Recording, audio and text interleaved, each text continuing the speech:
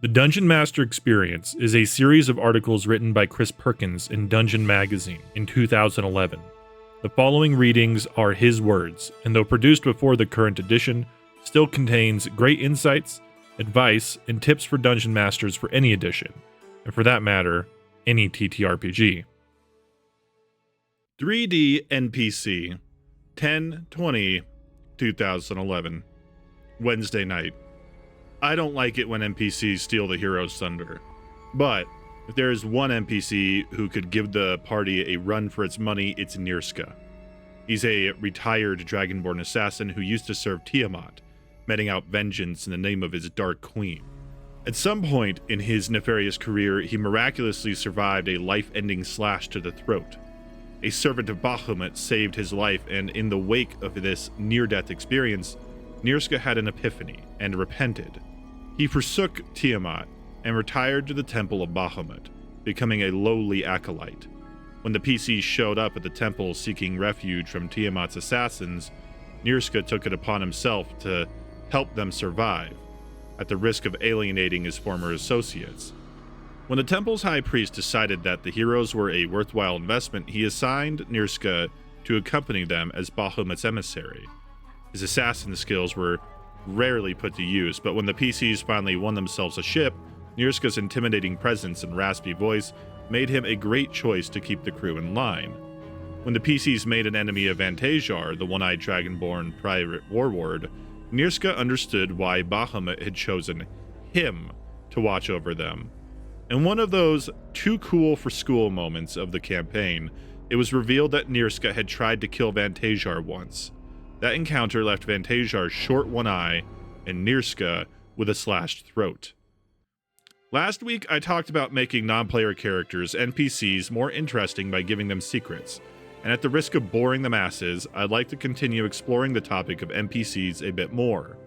It'll give me the chance to do something I haven't done very often, harken back to some earlier columns and demonstrate how the pieces fit together.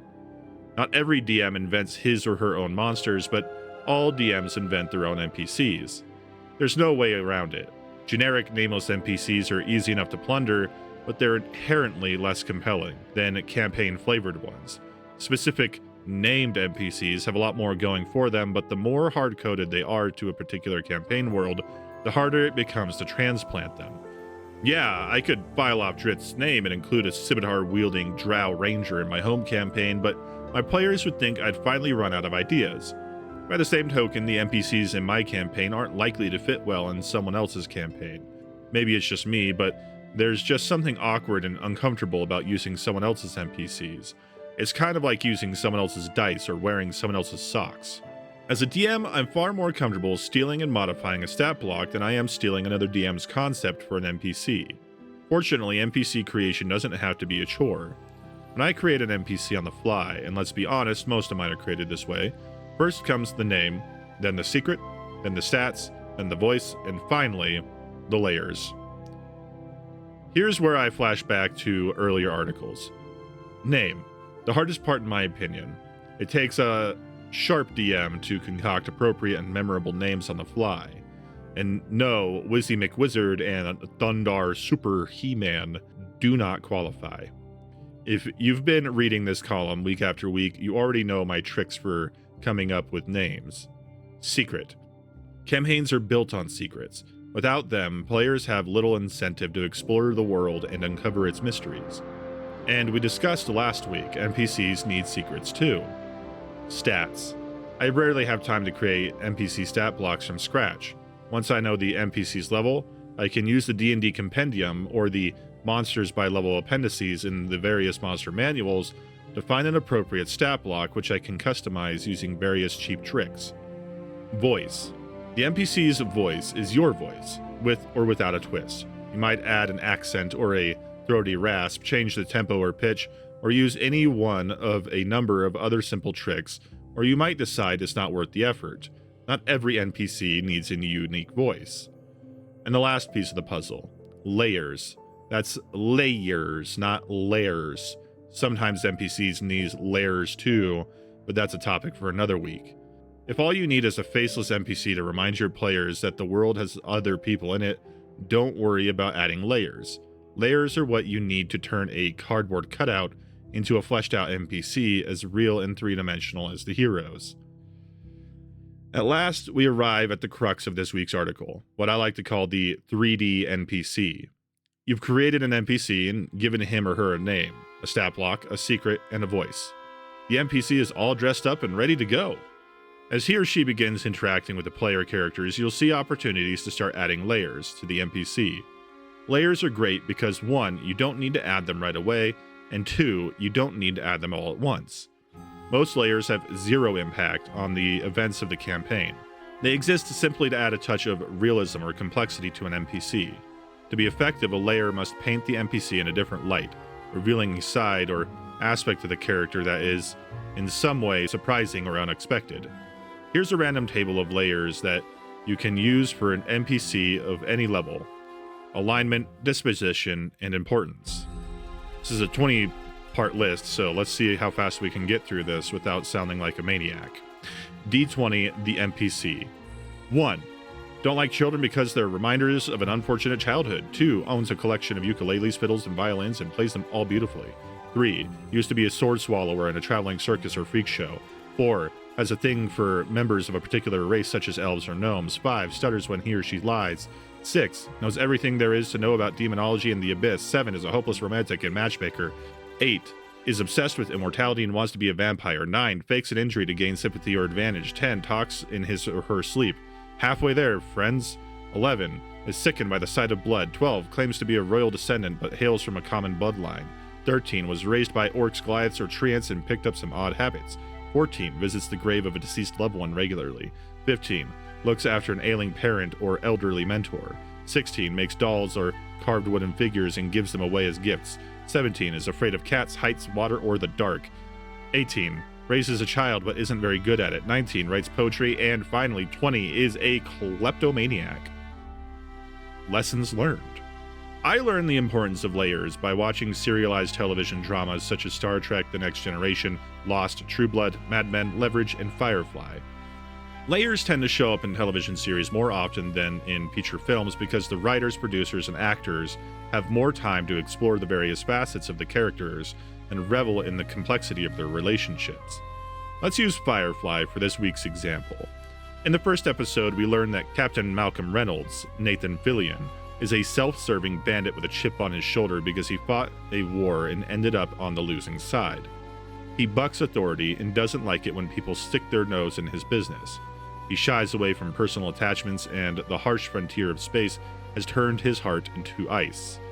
And yet, as the series unfolds, we discover his relationships are infinitely more complex and that he's both smarter and dumber than we initially surmised, depending on the situation and circumstances. We see him at his best and worst. And then there's the character of Jane, Adam Baldwin, a gun-toting halfwit who takes orders from Reynolds but has zero loyalty. Who could have guessed he'd turn out to be a pom-pom hat-wearing mama's boy? In the context of a D&D campaign, a layer is something you add that casts your NPCs in a new light. In some cases, the layer invites players to adjust their opinions of the NPC. An evil brigand surrenders to the party to avoid being killed and turns out to be a friendly and sympathetic jokester while in custody. A half-orc innkeeper who's nothing but kind to wealthy adventurers, shows little regard for his employees, and bilks them out of their earnings. You get the idea. Back to Ayamantra. You've already met Nirska, the dragonborn assassin who lurks in the shadows of the Wednesday night party. Now allow me to introduce you to another NPC from my Wednesday night campaign. Tyranny, aka Tyra, was introduced at the start of Epic Tier as a foil for Diamos, a tiefling sorcerer and ship captain played by Chris Youngs. After Diamos' ship was sunk, he forged a pact with Dissipator to have the vessel returned to him. As a part of the agreement, Diamos was forced to take Tyra, one of Dissipator's consorts, as a concubine and swear to protect her against all harm. Tyra appeared in Diamos' bed one night as a voluptuous tiefling, although her big secret is that she's a polymorphed succubus. For her stat block, I used the level 9 succubus advanced to level 25. Tyra's arrival set the other characters and players on edge, for Diamos had not consulted with them prior to cutting his deal with Dissipator. There were some personality conflicts, but a deal is a deal. The heroes couldn't risk throwing Tyra overboard or killing her, and so she became a necessary evil. Tyra's mission is to find some way to resurrect the dead tiefling empire of Baal Taroth, but that's a fairly long-term goal. The first layer I added to her was an unflinching lawfulness. She learns the game and always plays by the rules. She needed to prove to her detractors that she was a valuable addition to the crew, but couldn't magically charm or dominate them without breaking Dissipator's contract. These shackles forced her to rely on her natural charms rather than her fiendish ones. She was blunt when it paid to be honest, quiet when it paid to be demure. Whenever the PCs reached an impasse and weren't certain how to proceed, Tyra would step forward and offer carefully considered insight that could only come from an NPC gifted with a shred of the DM's prescience. Honesty isn't what the players expected from her at all. That and the fact that she likes to take her clothes off and walk around in the nude. Don't we all? When it comes to adding new layers, the DM doesn't have to do all the work. Sometimes a player will find a way to add layers to an NPC by way of association. In Tyra's case, another layer was added after 2 party members died. Chris Champagne decided he wanted his next character to be a Prince of Hell named Kosh, and so he concocted a background that suggested he and Tyranny were old acquaintances. To bring Chris's new character into the fold, I had Tyranny summon him from the 9 Hells. Afraid that the party was no longer strong enough to survive the trials and tribulations ahead, she convinced Diamos to let her cast the summoning ritual using drops of mortal blood taken from various willing crew members. I never expected her to have a history with a character other than Diamos. When your players take an NPC in this way, you know you're doing something right. It's icing on the cake. Despite the fact that she's a succubus in disguise, Tyranny has become genuinely fond and protective of the PCs, even the ones who don't trust her. Over the course of the epic tier, she's proven adept at spotting enemy deceptions. She is, after all, a master of deceit. This penchant, coupled with her unwillingness to deceive the party, elevates her from a mere companion to an equal. Having been stifled by the tyrannical hierarchy of the 9 Hells, she doesn't take her newfound equality lightly, but in her heart, she's still a succubus. She could have summoned any Prince of Hell, but she chose Kosh for a reason. He's her ticket to restoring Baal Taroth and fulfilling the terms of her agreement with Dissipator. No matter how many layers she has, she must remain true to her essence. While layers add new depth or dimension to a character, underneath all those layers, the character must remain recognizable and true to its core. Malcolm Reynolds would not be Malcolm Reynolds without that chip on his shoulder, and Jane would not be Jane if he stopped being a dumbass.